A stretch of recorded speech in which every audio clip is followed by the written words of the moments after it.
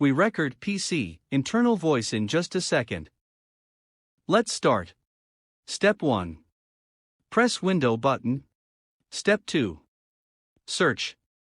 Sound setting. Scroll down and see input.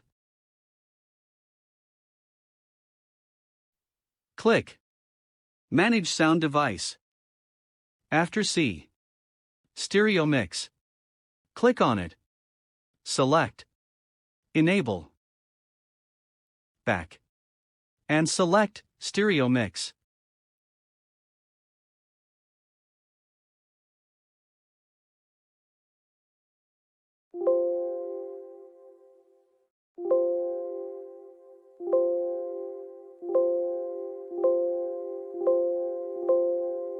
It worked perfect.